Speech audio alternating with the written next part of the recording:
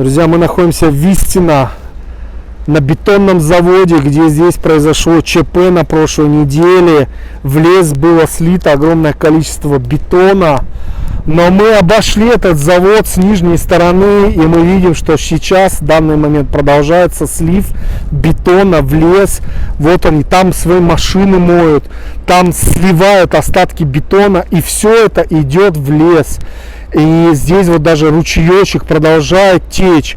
Но я нахожусь, под моими ногами бетон застывший, который здесь очень давно, потому что поверх него листья, трава, которая здесь уже давно по ходу дела, и образовались вот такие бетонные озера. Это дурдом, друзья.